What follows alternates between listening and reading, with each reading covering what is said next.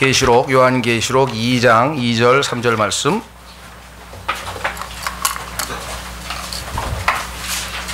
요한계시록 2장 2절 3절 말씀 같이 한번 살펴보겠습니다. 요한계시록 2장 2절과 3절 말씀 같이 한번 다 같이 봉독하겠습니다. 시작. 내가 네 행위와 수고와 인내와 또 내가 악한 자들을 용납하지 못함을 아노니 스스로 사도라고 말하나 사도가 아닌 자들을 내가 시험하여 그들이 거짓말하는 자들임을 알아내었으며 또 참고 인내하며 내 이름을 위해 수고하고 낙심하지 아니하였느니라. 아멘. 잠깐 기도하겠습니다.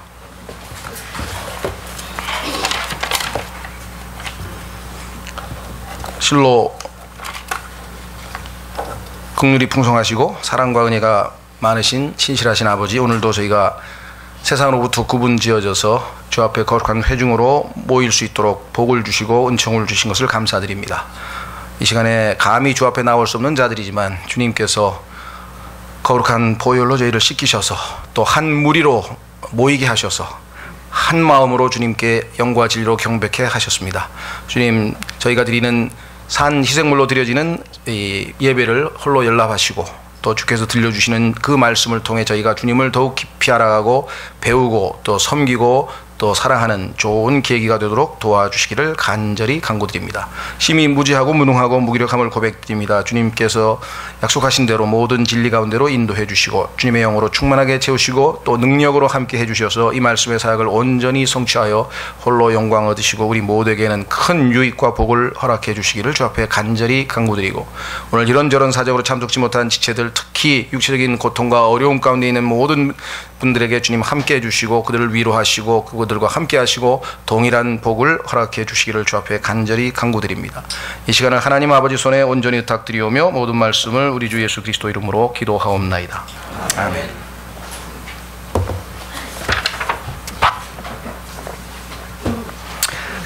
예, 오늘이 5월 13일인데요 정확하게 15년 전에 저희가 5월 3일날 모여서 한 10서너 명, 제 기억으로는 13명인지 14명인지 잘 모르겠습니다. 하여간 그 정도 되는 지체들이 모여서 상황이 저희가 교회를 같이 해야 될 상황이 돼서 주님에게 도움을 요청했고, 그래서 5월 13일 그러니까 7일 18일이죠. 5월 18일에 아마 우리가 정식으로 첫 예배를 드렸던 것 같아요. 그래서 우리가 셋째 주를 그 날짜로 하지 않고 그냥 5월 셋째 주를 그냥 창립 기념 예배로 늘 드려왔었습니다. 그때 저희가 처음에 했던 설교가 주님의 책망이라는 제목으로 설교를 했고, 그 다음 24일 그 다음 주일에는 주님의 칭찬이라는 제목으로 설교를 했던 기억이 지금도 아주 선명하게 생생하게 납니다. 근데 오늘은 어떻게 순서가 책망이 아니고 칭찬이 됐는가?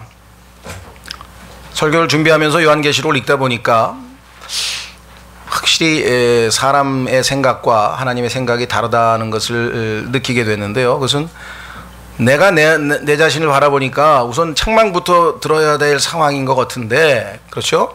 근데 주님은 책망을 하시기 전에 먼저 칭찬을 하셨더라고요. 글쎄, 그것이 제가 뭐 교육학을 전공한 사람은 아니겠습니다만은 교육학을 전공하신 분들이 보면 아마 이게 지혜로운 방법이 아닌가 아마 이렇게 생각하실 것 같은데, 그렇죠? 먼저 칭찬을 해주고 장점을, 그다음에 단점에 대해서 이렇게 지적을 하면 아마 훨씬 더 그 받아들이는 것이 교육 효과가 높지 않을까? 그건 제 추측입니다. 왜냐하면 주님의 방법이 뭐 이 잘못된 게 하나도 없을 테니까 그런 생각을 갖습니다. 우리나라 부모님들이 실패하는 이유가 바로 그거라 그러죠. 칭찬에 인색하기 때문에. 그래서 100점 맞아오면 그게 당연하지. 내가 너한테 드린 돈이 얼만데. 90점 맞아오면 어떻게 이럴 수가 있니 하면서 그냥 막 그렇다고 친다 그래요. 근데 지혜로운 부모님은 야, 10개 중에 9개나 맞았어. 야, 대단하게 훌륭하다. 그런데 10번째 문제 보니까 그것도 알고 있던 건데 실수했구나. 다음부터 실수 안 하면 되겠네.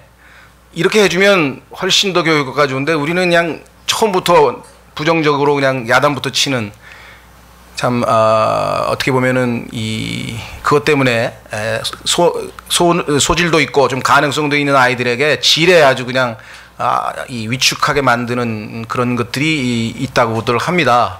저는 뭐 교육학 전문가는 아니기 때문에 거기에 대해서 길게 얘기하려고 한 건 아니고 다만 지난번에 15년 전에 내가 잘못했구나. 주님께서 칭찬부터 했는데 내가 뭐라고 책망부터 설교를 했을까.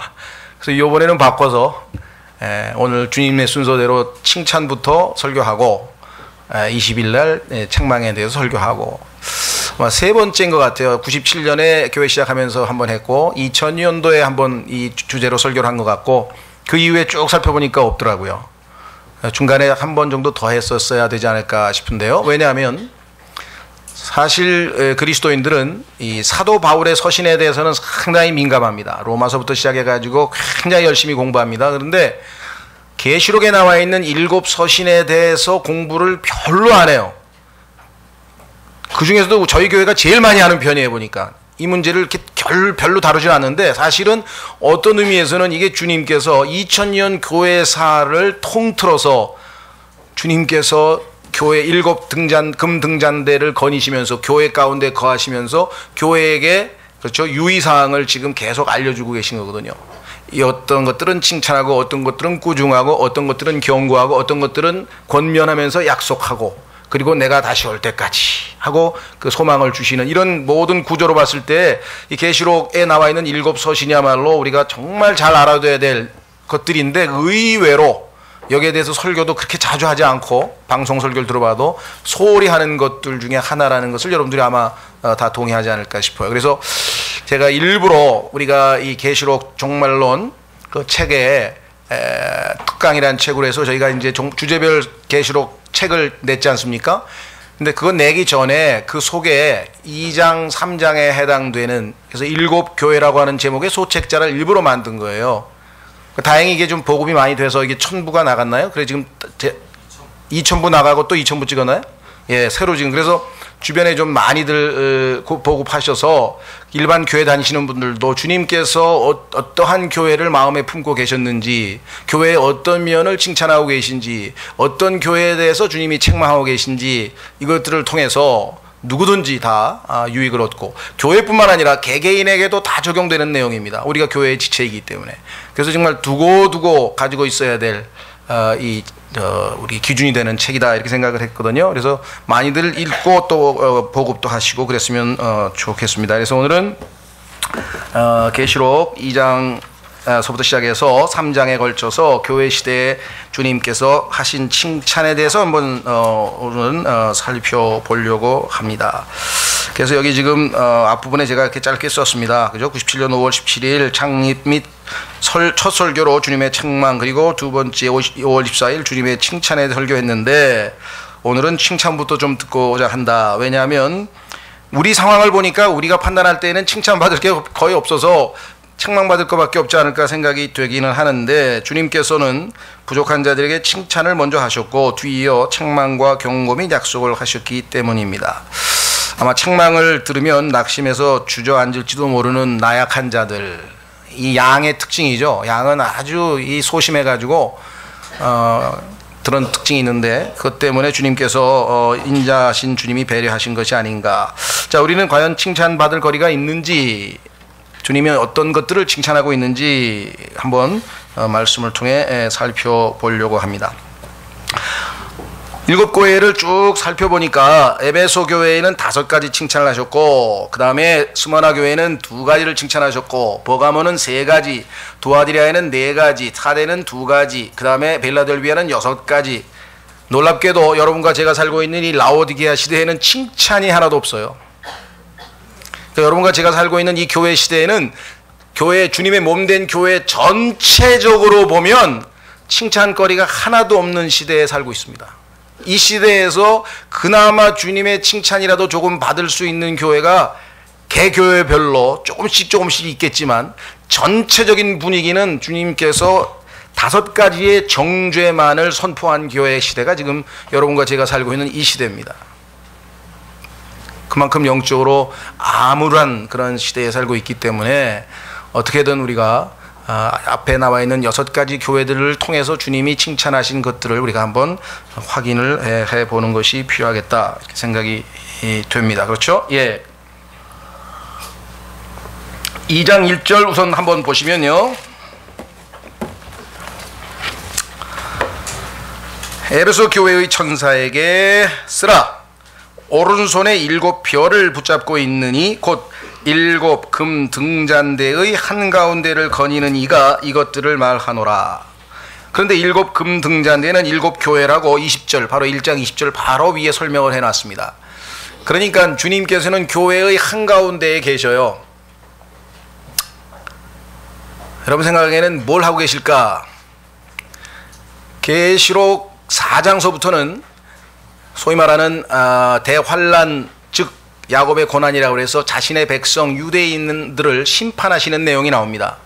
그렇다면 계시록 2장 3장은 무엇일까요? 역시 주님께서는 주님의 집을 심판하고 계십니다. 베드로전서 4장 17절에 보면은 심판의 때가 오는데 자신의 집, 하나님의 집부터 심판을 하신다 이렇게 얘기를 했어요. 그러니까 심판 그러면 우리는 벌부터 생각하지만 심판이라고 하는 것 자체는 벌만 전제로 하는 게 아니라 상과 벌이 다 있습니다. 그렇죠? 어떤 판결을 내리면 잘한 일에 대해서는 칭찬과 벌이, 상급이 있는 것이고 못한 일에 대해서는 형벌과 꾸중이 있는 것이잖아요. 그렇죠?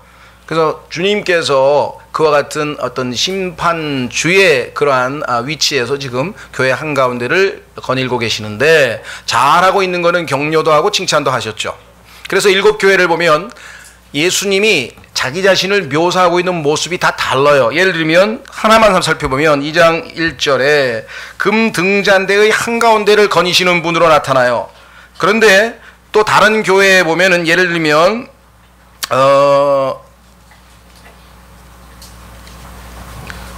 어딘고 하니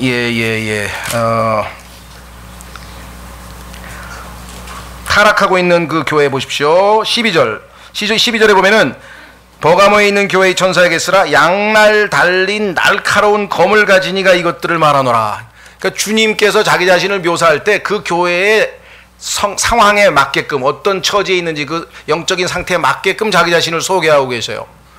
여러분도 마찬가지죠. 어떤 분은 주님이 정말 사랑스러운 신부로서 지금 주님과 교제하고 있는 가운데 있는 분들이 있는가 하면 어떤 분들은 주님이 무서운 심판하시는 주님으로 자기가 지금 주님 앞에 그런 두려운 마음을 가지고 있는 분이 있는가 하면 어떤 분들은 낙심했을 때 위로하시는 주님으로 지금 주님을 알아가고 있는 중인가 하면 그렇죠? 어떤 분은 히브리서 12장에 나오는 것처럼 회초리로 매를 맞는 때리는 그런 주님을 지금 겪고 있는 분들이 있어요. 각자의 지금 신앙생활에 따라서 주님이 다 다르게 나타나고 계신 것처럼 교회에 대해서도 다 다르게 나타나요. 그래서 그 앞에 나와 있는 부분을 잘 살펴보면 주님은 그 교회의 모든 것을 알고 계시기 때문에 자 그러면 에베소는 왜 교회 한가운데를 거니시는 모습으로 나오는가? 이 레위기에 보면은 하나님께서 성막을 지으시고 그 성막 한가운데 좌정했을 때에는 한가운데 거하시는 하나님은 2가지가 있습니다. 하나는 임재, 하나님이 함께 하신다. 함께 계실 때에는 좋은 때도 있지만 나쁜 때도 있죠. 여러분도 어떠십니까? 부모님이 함께 있으면 좋은 때도 있고 좋은 점도 있고 나쁜 점도 있고 그렇죠? 나쁜 짓 못하니까 하고 싶은 대로 못하니까 좀 불편하고 그러나 먹을 것도 해주시고 좋은 것도 주시고 뭐 얼마나 또 좋아요. 좋은 점도 있고 마찬가지. 성경에 보면 임재하고 계시는 분이신데 그 중에서도 2번째 의미는 뭐냐면 항상 보호자로서 계신 것이에요.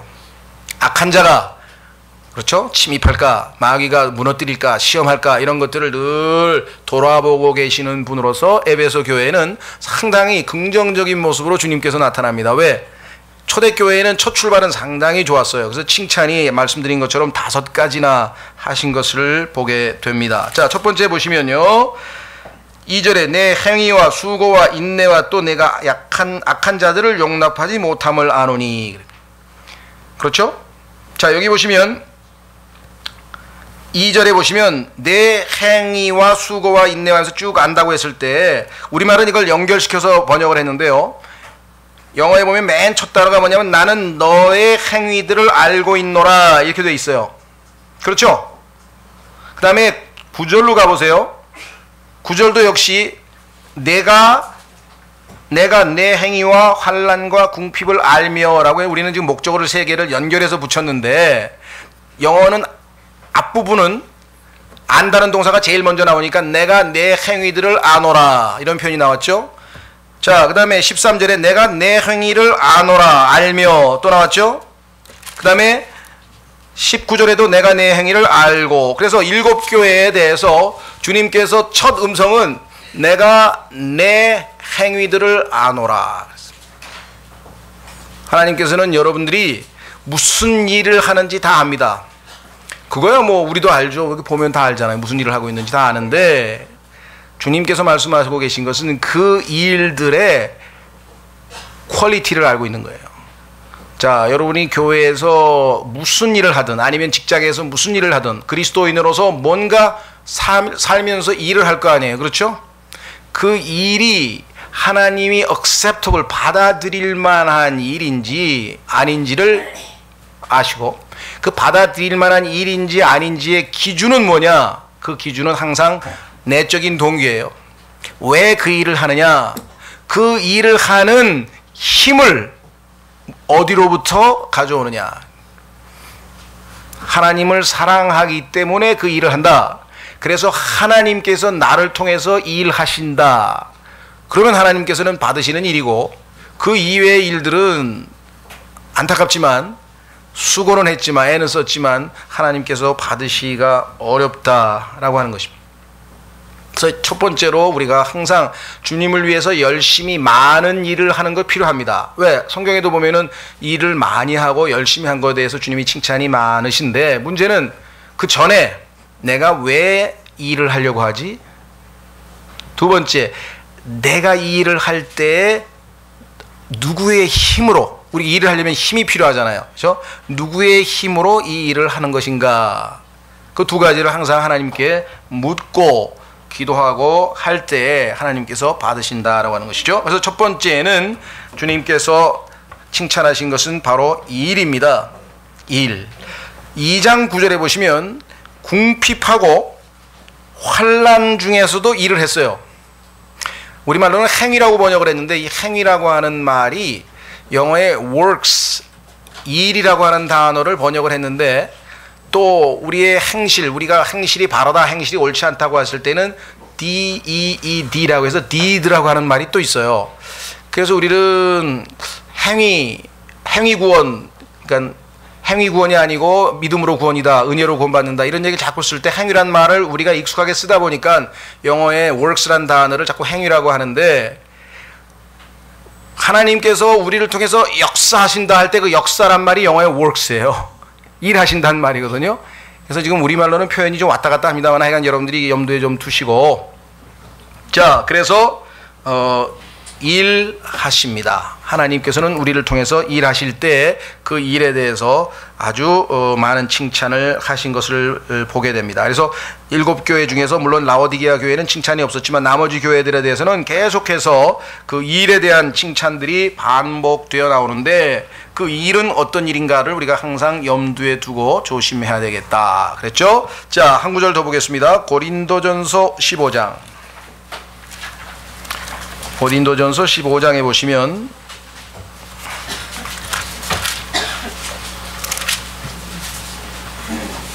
58절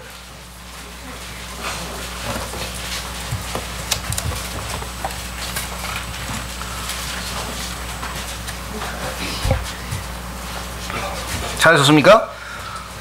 예, 고린도 15장 58절. 그러므로 내 사랑하는 형제들아 너희는 굳게 서서 흔들리지 말고 항상 주의 일을 넘치게 하라. 그렇죠? 주의 일을 넘치게 하라.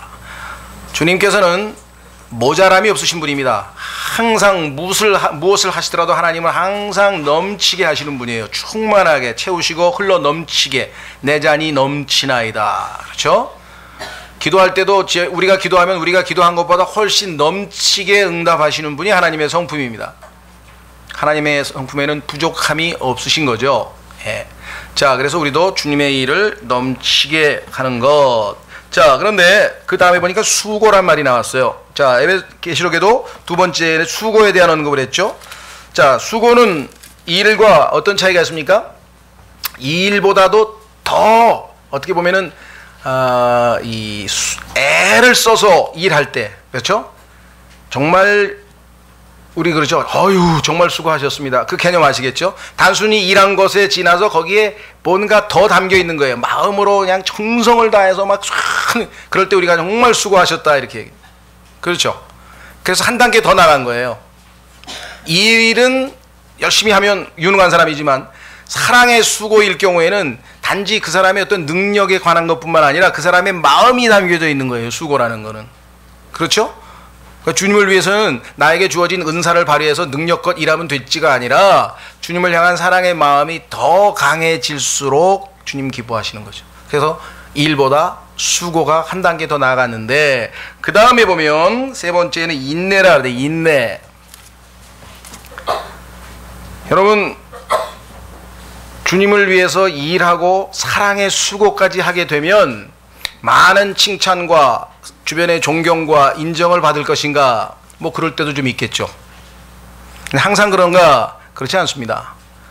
비방도 받을 수 있고요, 조롱도 받을 수 있고요, 비웃음 받을 수도 있고요, 등등등등 우리가 받아야 되지 않은 그런 것들이 의외로 다가올 때가 많고 예수님께서는 이에 대해서 이미 여러 번 언급을 하셨어요. 그렇죠? 네. 경건하게 사는 자는 핍박을 받을 것이라고 얘기했고 세상이 나를 미워한 것 같이 너희도 미워할 것이라고 말씀했고 등등등등. 따라서 우리에게는 세 번째로 인내가 필요합니다. 많은 사람들이 열심히 교회 일을 했습니다. 열심히 애를 써서 수고했습니다. 그런데 나중에 마음의 상처를 입고 지쳐서 교회를 떠나고 아니면 교회를 나가는 것을 중단하고 아주 어려운 처지에 놓이게 되었습니다. 무엇입니까? 인내가 부족한 거죠. 열심히 섬기는데 거기에 대해서 아무런 보상이 없을 뿐만 아니라 오히려 비방과 이런 것들이 오니까 그 인내가 더 이상 없어요. 자, 그래서 데살로니가전서 1장으로 가면 데살로니가전서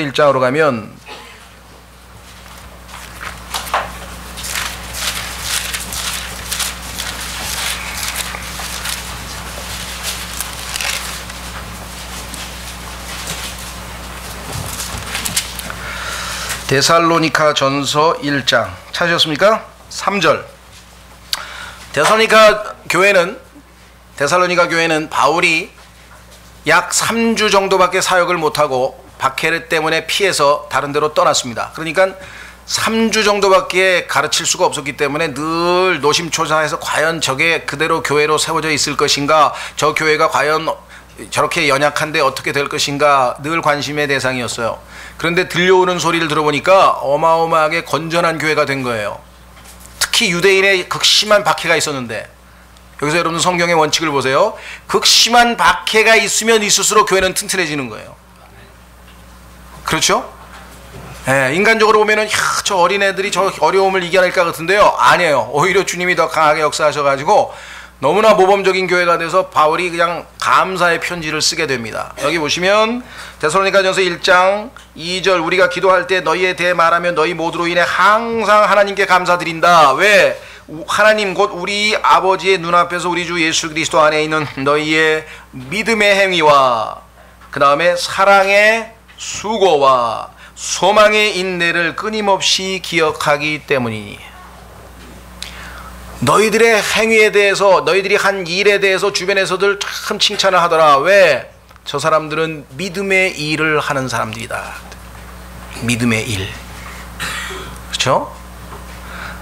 이 믿음의 일은, 자, 여기 잘 접어두시고요. 데살로니가는 접어두시고 갈라디아서 5장으로 가시면 성경에서 말씀하시는 믿음의 일이란 게 무엇인가, 왼쪽으로 한 서너 장 왼쪽으로 한 넘기시면 갈라디아서 5장을 보시면 믿음의 일이라고 하는 것은 무슨 뜻인고 하니, 예수 그리스도를 우리가 믿을 때에 예수 그리스도께서 우리에게 자신의 믿음을 주십니다. 그런데 그 예수님이 우리에게 주시는 믿음은 어떤 특성을 가지고 있냐면 역동적인 아주 파워풀한 그런 믿음이에요. 그래서 5장 6절 한번 읽겠습니다. 갈라디아서 5장 6절 시작. 예수 그리스도 안에서는 할례나 무할례나 아무 효력이 없으되 오직 사랑으로 일하는 믿음뿐이니라. 이 믿음은 일을 하는 믿음이에요. 가만히 있는 믿음이 아니고, 그런데 사랑이 동기가 돼서 일을 하는 것이에요. 그래서 이것을 믿음의 행위라 그래요. 그럼 그리스도인들이 믿음의 행위 말고 다른 행위도 할 수 있느냐? 그렇죠. 육신의 죽은 행위도 할 수 있다라 그랬어요.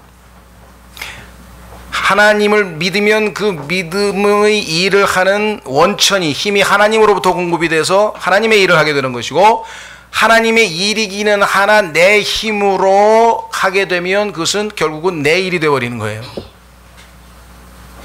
자, 그래서 여기 보시면 뭐라고 얘기했는 거 아니? 믿음의 행위.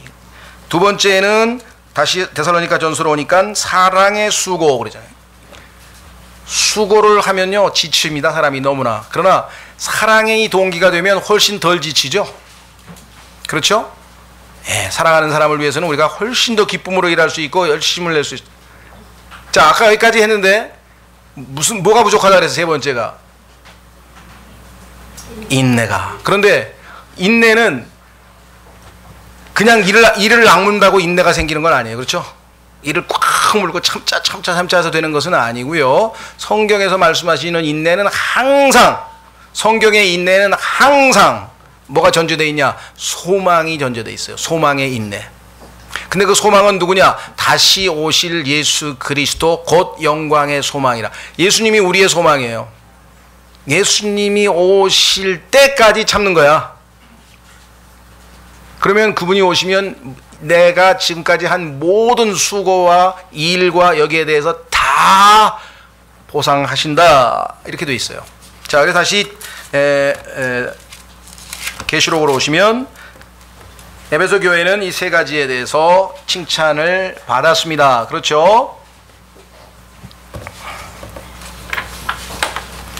네 번째는 악한 자들을 용납하지 못함에 대해서 칭찬받았어요. 자, 이거는 타협하지 않은 신앙을 얘기합니다. 오늘날 우리가 적당하게 지금 타협하려고 하는 사람들이 많아요. 세상 사람들이 어쩔 수 없죠. 예를 들면 아무리 버락 오바마 같은 사람도 자기가 베프티스트 침례교 신앙을 가지고 있다고 하는 사람이 선거가 다가오니까 자기가 속해 있는 민주당 사람들은 전부 다 동성연애를 지지하는 사람이고 동성 간의 결혼을 지지하는 사람들이에요. 미국의 여론은 지금 약 60%가 찬성이고 40% 보수주의자들. 근데 그 사람들은 어차피 다 공화당파야. 자기에게 필요한 거는 60%의 민주당 표가 필요해요. 근데 이 사람들은 다 동성 결혼을 지지하는 사람이야. 근데 여태까지는 오바마는 베프티스트니까 반대한다는 것이 오바마에 대한 이미지야. 여기서 가만히 있다가는 12월에 낙선해요. 그래서 공개적으로 나는 동성 결혼을 지지한다, 이렇게 얘기를 하는 거예요, 지금. 그 신문에 대문짝만하게 났잖아요. 사람들이 다 놀랬죠. 근데 표를 위해서는 어쩔 수가 없는 거예요. 우리 교회에 어떤 사람이 왔는데 유능하고 예를 들면 돈도 많고 야 정말 우리 교회 왔으면 좋겠다, 예를 들면. 그런데 그 사람이 우리 교회에서 믿는 교리를 안 받아들이고 다른 교리를 믿는다, 예를 들면. 그래도 괜찮아요, 들어오세요. 이건 안 된다 이 말이에요. 우리는 분명하게 우리의 믿음이라고 하는 책자에 이 믿음 조건이 맞으면 그렇죠. 그러나 이것을 받아들이지 않으면 본인이 믿는 바대로 행하는 그 교회를 찾아가라 그래야지. 그렇죠? 예. 교회가 지금 이 타협을 하는데 그 중에서도 가장 어려운 문제는 교리가 옳지 않은데 그대로 수용하는 일들이 비일비재하게 일어났습니다. 그래서 악한 자들을 용납하지 못하는 것이 칭찬이 됐어요. 예, 잘못된 교리를 받아들이지 않고 거기에 대해서 정확하게 입장을 밝히는 것이야말로 올바른 일이다. 자, 한 구절만 찾아보죠. 이사야서 8장 20절. 이사야서 8장 20절.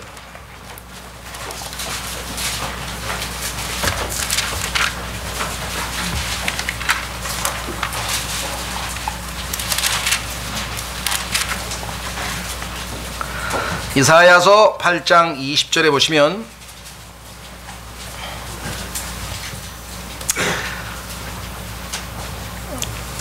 하나님께서 기준을 마련해 주셨는데 이렇게 얘기를 합니다. 19절부터 그들이 너희에게 말하기를, 어떤 사람이 와서 이스라엘 백성들에게 이렇게 얘기합니다.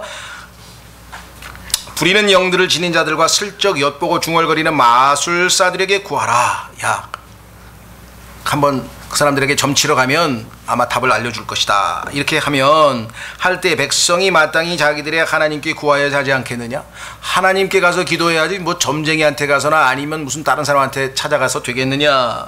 산자를 위하여 죽은 자에게 구하겠느냐? 하나님께서 이스라엘 백성의 우상 숭배에 대해서 경고하시면서 20절 그들이 율법과 증언에게 구할지니 만일 그들이 이 말씀에 따라 말하지 아니하면 그 까닭은 그들 안에 빛이 없기 때문이니라. 아무리 그 어떠한 외형적으로 뭐 학문이 됐든 능력이 됐든 가문이 됐든 뭐가 됐든 외형적인 조건을 아무리 뛰어나게 갖추어도 그 사람의 말이 하나님의 말씀하고 어긋나면 그것을 교회에서로서는 용납할 수가 없는 겁니다. 교회는 진리의 기둥과 터라, 이렇게 성경에 말씀하셨죠. 그렇죠? 예. 그래서 에베소 교회는 칭찬을 받았는데 진리가 아닌 말을 한 사람을 교회에서 몰아냈어요. 당신은 영적 지도자가 아니다. 하나님 말씀에 어긋나는 사람이기 때문에 받아들일 수 없다. 이렇게 이 얘기를 한 교회가 바로 이 에베소 교회였다는 것입니다. 쉬운 일 아니죠. 예. 다섯 번째, 뭐 우리나라 같은 경우는 뭐 여러 가지 지금 뭐 타협하고 있는 사람들도 다 지금 그 몰아내기는커녕 뭐 오히려 뭐 그 얘기 꺼내지도 않지만 꺼낸 사람은 반대로 쫓겨나게 돼 있는 상황이 되고, 다섯 번째는 2장 3절에 낙심하지 아니하였다. 이게 아까 우리 인내와 연관이 되겠죠. 낙심하지 아니하였다. 3절에 보니까 또 참고 인내하며 내 이름을 위해 수고하고 낙심하지 아니하였느니라. 이것도 역시 오늘날 주님께서 칭찬하는 내용입니다. 그리스도인들이 2년, 3년, 5년, 10년, 심지어는 15년, 20년까지 잘 낙심치 않고 신앙생활 하다가 막판에 가가지고 주저앉아 버리는 경우도 허다합니다. 그렇죠. 물론 중간에 일찌감치 뭐 대마처럼 세상으로 가버린 사람도 있고 마가처럼 중간에 포기했다가 다시 회개하고 돌아와서 끝까지 완주한 사람도 있고, 성경에 보면 다양한 사람들이 있지만 오늘날 성경에서 우리에게 요구하는 미덕은 인내입니다. 끝까지. 자, 낙심치 않고. 자, 그 다음에 여섯 번째는 2장 13절에 보니까 이름을 굳게 붙잡은, 자, 주님의 이름이라고 하는 것은 성경에 보니까 놀랍게도 그 이름을 믿으면 구원을 받는다. 그렇죠? 마태복음 1장, 요한복음 1장 12절, 그 유명한 말씀이죠. 그 이름을 믿는 자 곧 그를 영접하는 자. 그러니까 예수 그리스도를 영접하는 것과 예수님의 이름을 믿는 것과 동일하게 성경에 해석했잖아요. 그렇죠? 더더군다나 사도행전 4장에 가면은 이 천하에, 이 하늘 아래에 다른 어떤 이름으로도 구원받을 이름을 주신 적이 없다. 이렇게 말씀하고 있고, 요한복음 3장에 가면 그 이름을 믿지 아니하면 정죄에 이르렀다. 이렇게 해서 예수님의 이름을 믿지 않는 것이 정죄의 대상이 된다는 것을 이야기하겠고, 여러분과 제가 지금 모여있는 이것은 예수님의 이름으로 모였죠. 그래서 요한복음 18장에, 마태복음 18장에는 예수님의 이름으로 모인 곳에 나도 그들 중에 함께한다 약속해 주셨고, 기도할 때에도 내 이름으로 아버지께 기도하라고 하셨고, 내 이름으로 하면 응답을 받을 것이다 라고 약속해 주셨고, 그런데 내 이름으로 인하여 너희가 어떻게 된다? 핍박과 조롱과 미움도 받을 것이다 라고 또 말씀하셨고, 그 다음에는 내 이름을 위해 모든 것을 버린 자들이 있는데 그들에게는 하나님께서 보상하실 것이다. 이렇게. 그러니까 예수 그리스도의 이름이라고 하는 것은 그분의 전 인격을 나타내는 거예요. 그렇죠? 우리가 아까도 얘기했지만 뭐 오바마 아니면 이명박, 그런 그 이름 자체 글자 세 가지가 아니잖아요. 그 글자 속에 담겨있는 그 사람의 전 인생을 다 포함할 때 우리가, 그렇죠? 그 사람들은 이름 석자를 걸고 뭐 맹세한다는 둥 뭐 이름 얘기를 그렇게 많이 하잖아요. 그렇죠? 자, 그래서 이 이름은 어떤 이름인가? 빌립보서 2장 9절로 가보겠습니다. 빌립보서 2장 9절.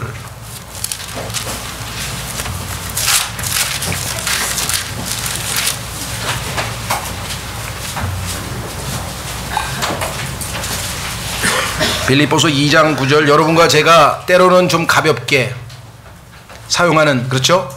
우리도 무심코 그렇죠? 예수 믿는 사람 다 그렇지 뭐. 그 예수 믿는다는 게 그게 우리가 무심코 가볍게 얘기할 때가 있지만 그 예수님이라고 하는 이름이 어떤 이름인가, 이게 가볍게 대할 이름이 아니죠. 자, 빌립보서 2장 9절, 그러므로 하나님께서도 그분을 높이 올리시고 모든 이름 위에 있는 이름을 그분에게 주사 하늘에 있는 것들과 땅에 있는 것들과 땅 아래에 있는 것들의 모든 무릎이 예수라는 이름에 굴복하게 하시고, 모든 온 천하 만물이 다 예수님이 재림하실 때 그분 앞에 다 무릎을 꿇을 그 이름이에요. 그래서 이 이름을 굳게 붙잡은 것이 아주 잘했다 하고 주님께서 칭찬을 해 주셨습니다. 자, 그 다음에 2장 13절로 갑니다. 7번째, 계시록 2장 주님이 칭찬하신 내용은 어떤 거냐? 믿음을 부인하지 않았다 그랬네요. 계시록 2장 13절에 가시면 내가 내 행위를 알고, 그 다음에 이렇게 표현합니다. 또 내가 거하는 곳을 아노니 즉 사탄의 자리가 있는 곳입니다. 내가 내 이름을 굳게 붙잡고, 자, 이건 우리가 설명했고요. 안디바가 나의 신실한 순교자가 되어 너희 가운데에서 곧 사탄이 거하는 곳에서 죽임을 당한 그때에도 나의 믿음을 부인하지 아니하였도다. 여기서 여러분들에게 관심을 좀 주의를 집중시키고 싶은 것은, 물론 부인하지 않은 훌륭한 행위도 있지만 여기서 무슨 믿음이라 그랬습니까? My faith. 어제 아마 갈라디아서 성경 공부 토요일 나와서 공부하신 분들은 나의 믿음과 예수님의 믿음과의 차이에 대해서 아마 충분히 설명했으리라고 생각이 되는데 기억나십니까? 예. 여러분과 저의 믿음은 굉장히 작아요. 그래서 예수 그리스도를 믿고 구원받을 정도만큼은 충분하지만 그 다음에 매일매일의 삶에서 우리가 믿음으로 살 만큼 충분한 믿음을 내가 가지고 있느냐? 그렇지는 않습니다. 그렇죠? 그래서 우리에게는 계속해서 믿음이 공급이 돼야 돼요. 사랑도 마찬가지예요. 처음에 예수님을 믿고 우리가 첫사랑으로 주님을 사랑할 수는 있지만 아주 어렵고 힘든 처지에서도, 악한 환경 속에서도, 온갖 시련 속에서도 끝까지 주님을 사랑할 수 있는 사랑이 우리에게 있느냐? 아닙니다. 그래서 로마서 5장 5절에 보면은 하나님의 사랑이 우리의 속에, 우리 안에 넓게 퍼져 있다, 보급해줘. 하나님이 콸콸 넘치게 공급을 해 주시기 때문에 우리가 계속해서 살아갈 수 있는 것처럼, 나의 믿음, 예수 그리스도께서 우리에게 제공해 주시는 믿음이 계속해서 우리 안에서 흘러 넘치기 때문에 하늘나라 갈 때까지 우리가 믿음이 떨어지지 않는 거지, 여러분과 저의 믿음은 아주 약한 믿음이고 작은 믿음이라고 하는 것을 성경은 늘 말씀하고 있는데, 주님의 믿음을 부인하지 아니하였다. 성경에 보면요, 주님을 믿다가 중간에 주님의 이름을 부인하거나 주님의 믿음을 부인한 경우가 종종 나옵니다. 그렇죠?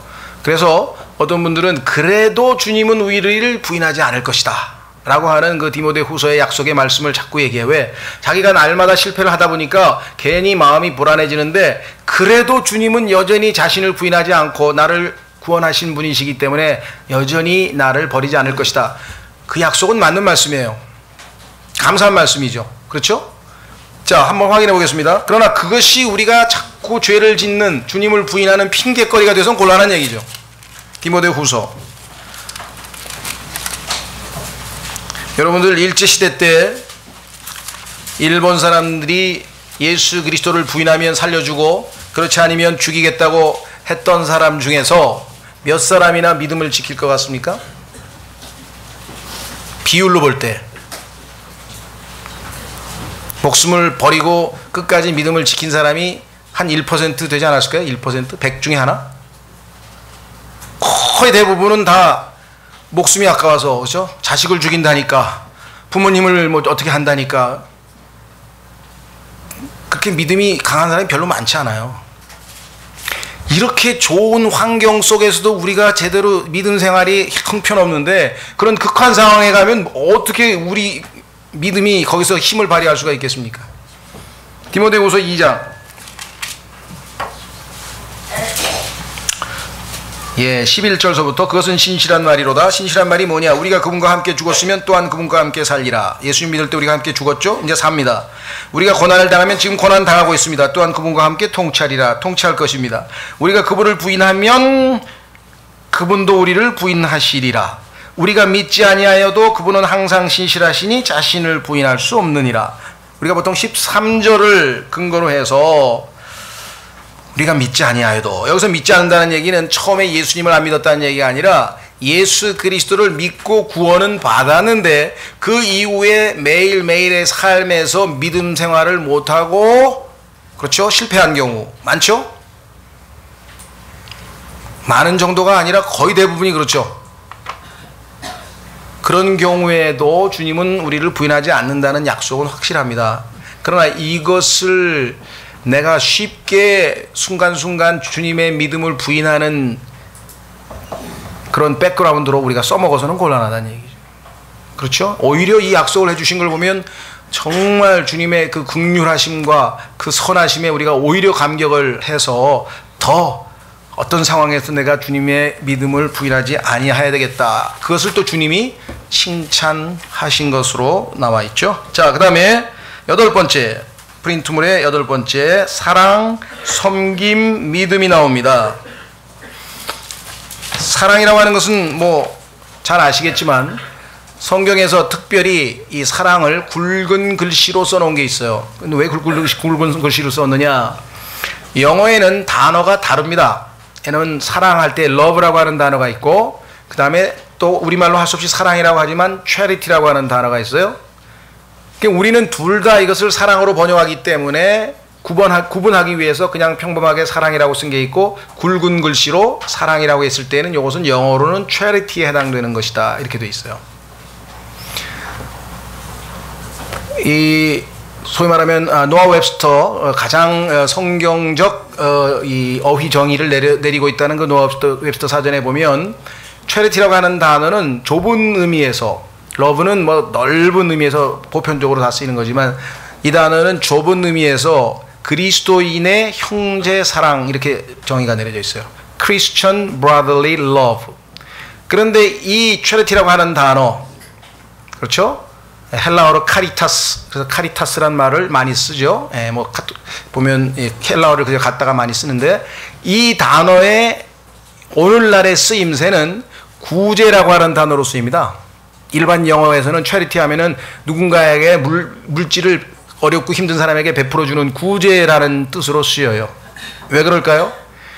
Christian brotherly love, 우리가 얘기하는 그리스도인의 형제 사랑이라고 하는 이 charity는 항상 누군가에게 뭔가를 준 것이에요. 주지 않고는 charity가 성립이 안 되기 때문에, 그래서 구제라는 용어화 되어버렸어요. 그러나 원래 성경적 의미는 그리스도인의 형제 사랑을 얘기하는 것입니다. 그래서 여러분이 예수 그리스도 때문에 주변에 있는 형제에게 뭘 하나라도 진정한 마음으로 했다면 주님의 칭찬의 대상이 된다. 그렇죠? 사람들 눈치 볼 거 없습니다. 오직 주님께서 우리를 판단하실 것이고 주님께서 보상하실 것이고 주님 앞에서 우리가 생활하기 때문에 그렇습니다. 그래서 섬김, 서비스 정신, 여러분 잘 아시죠? 예. 근데 이 서비스라고 하는 말은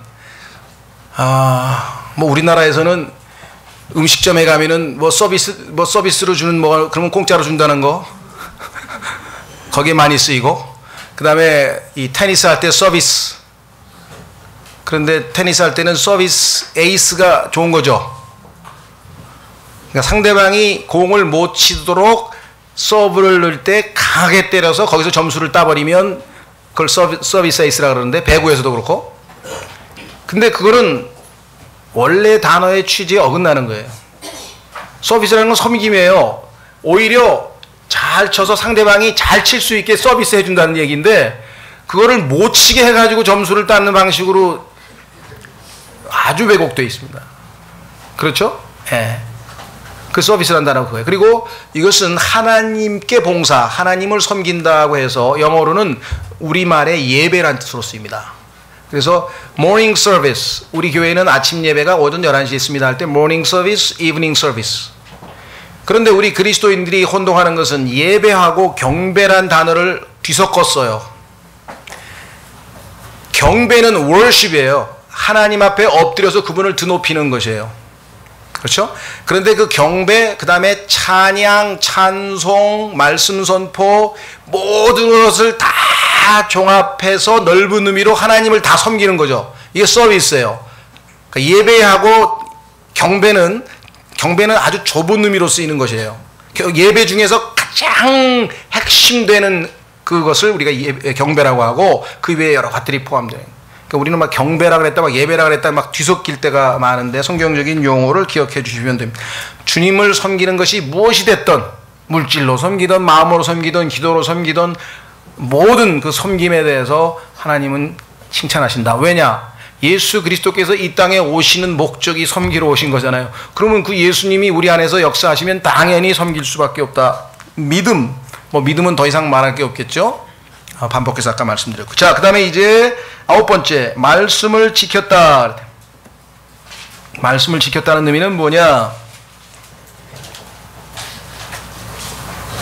우리는 얼핏 생각하면은 순종부터 생각하죠. 그렇죠? 그것도 맞는 말입니다. 우리가 말씀을 지켰다고 할 때는 순종을 뜻하죠. 그러나 성경에서는 더 근원적으로, 더 기본적으로 말씀을 빼앗기지 않는 것.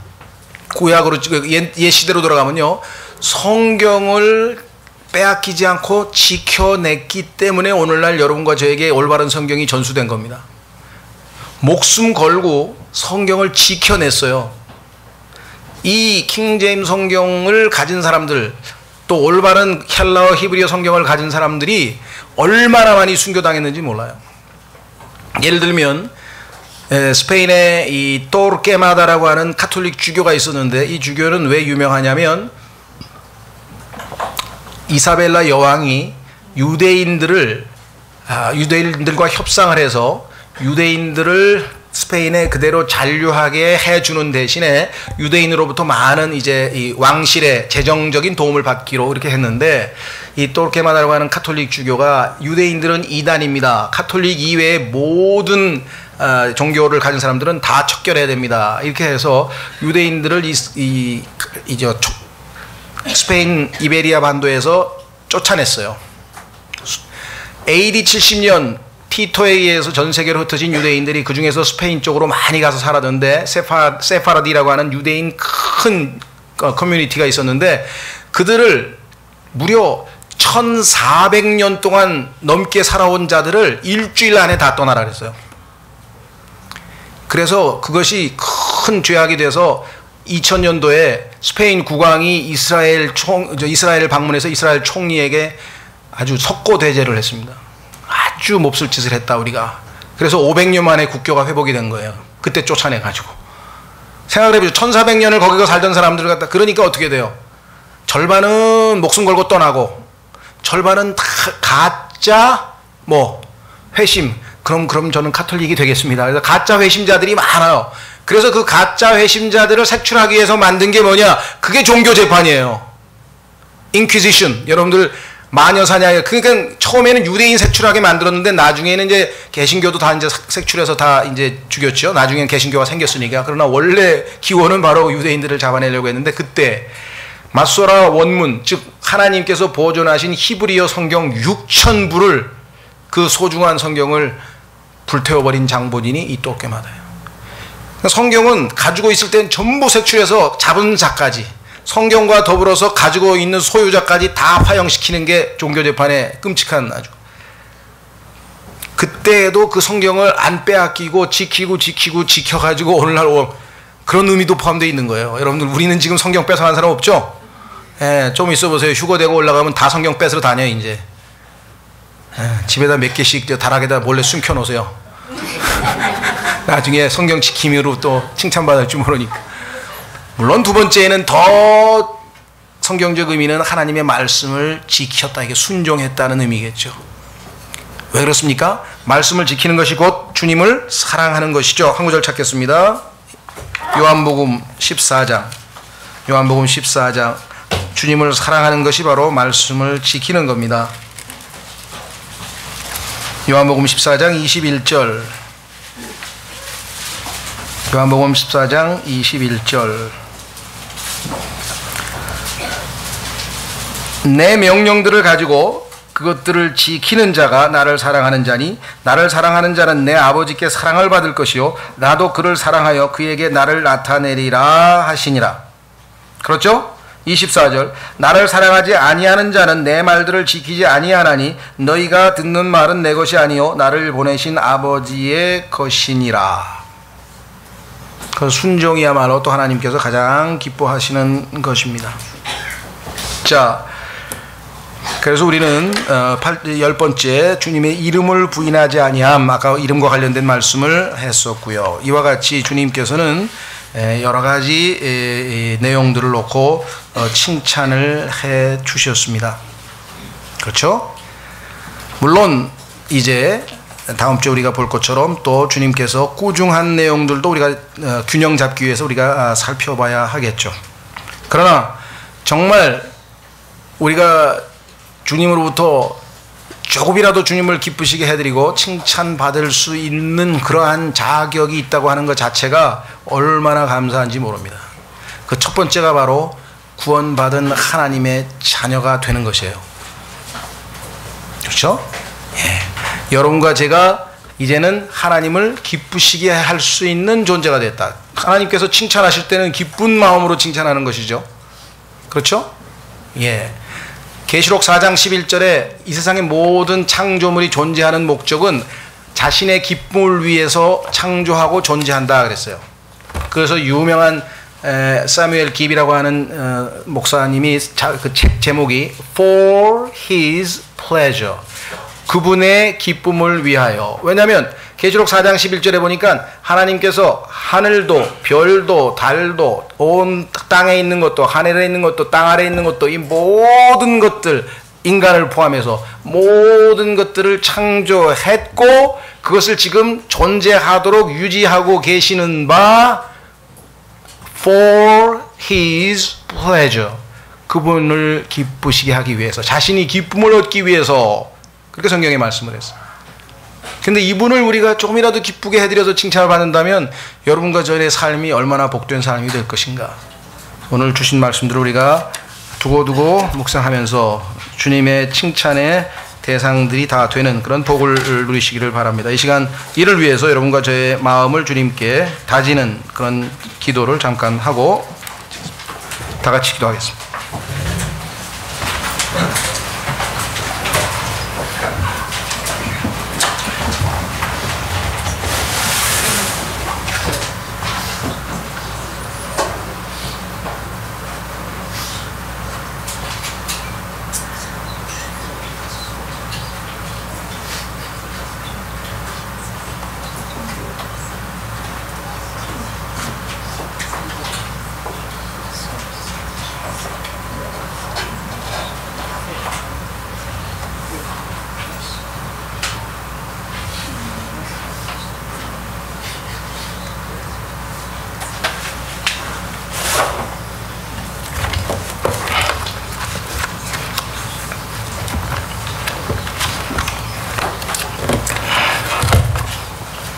예, 다 같이 일어나셔서 317장 찬송하겠습니다.